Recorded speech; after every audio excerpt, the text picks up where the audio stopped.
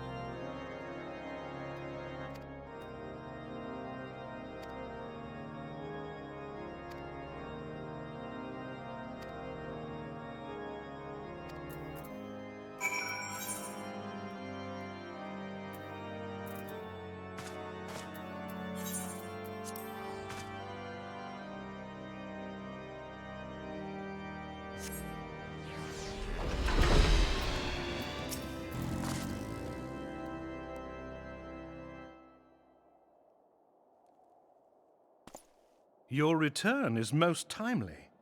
Of their own accord, my thoughts had turned to your task and the progress thereof.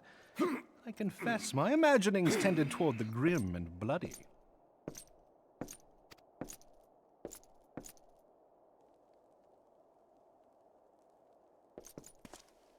But you are here now, and I suspect such frivolous wonderings do little justice to the reality of your travails. Tell me, what did you learn of Iceheart?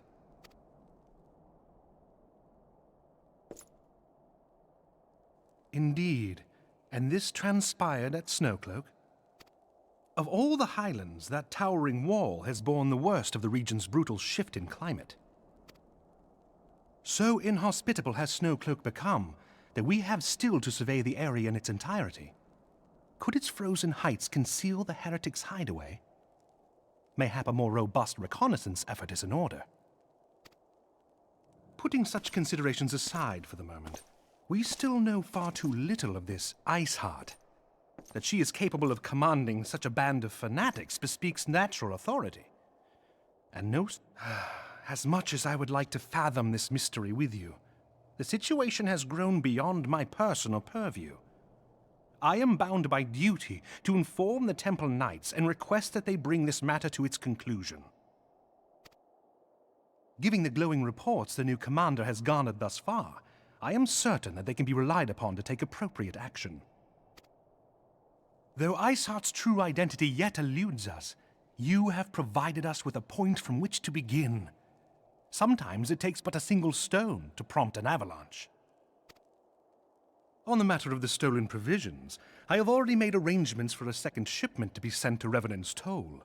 I could not well allow such an honorable venture to be undermined by one miserable setback.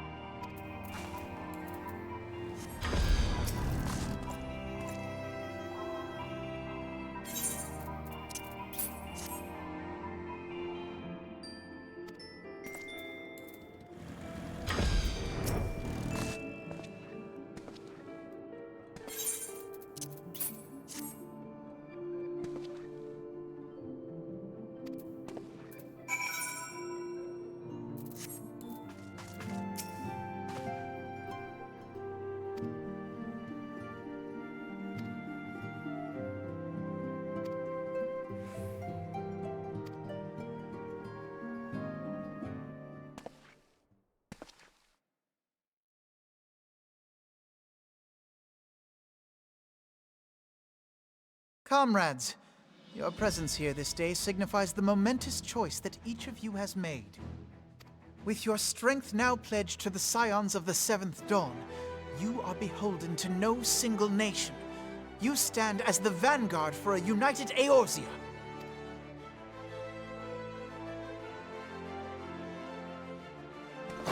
From this moment forth, I declare you Crystal Braves. Let us mend this fractured realm and face our enemies as one. Whether it be the Beastmen and their primals, or the conflict in Carteneau, it is plain that the nations of Eorzea cannot solve the problems which plague the realm. Thus does it fall to some few heroic souls to succeed where they have failed. Come, take your place at the Scion's side as guardians of Eorzea, and together we shall fight for the freedom of all! For the freedom of all!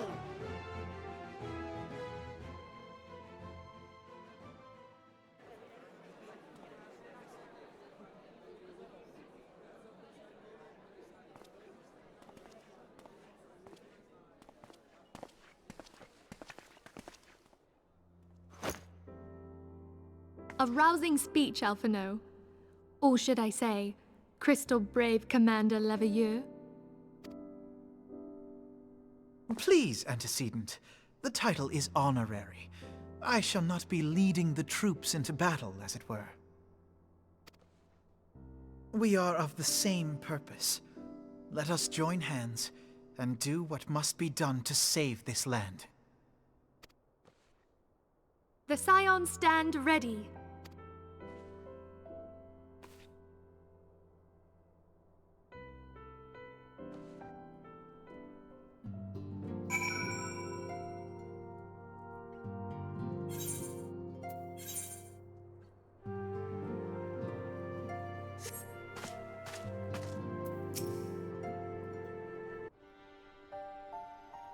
I'm eager to see what the Crystal Braves might accomplish. This shall prove an interesting time indeed for the Scions. Yes, I'm listening. So our worst fears are confirmed.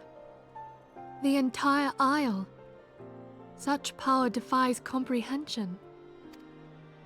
Truly? Kryl is alive? Thank the 12. I see. Pray, inform me if her condition changes. Yes, I shall pass on your words to Eorzea. My thanks. I shall contact you anon. When I learned of the loss of the Isle of Val, I dared not hope that my friend had survived. Yet, by some miracle, it would seem she has. She's still to regain consciousness, it is true, but better that than death. Putting this happy news to one side, we must now endeavor to make sense of the readings taken by the survey party. It appears the etheric disturbance which accompanied the Isle's destruction is of a magnitude alarmingly close to that of Ultima. Could the Ascians be responsible for this devastation as well? I wonder, have you heard aught from the Mother Crystal since the battle with the Garleans? Then she speaks to neither one of us. Heidelin's silence portends naught but ill, I fear. Louisoix, I pray you yet watch over us.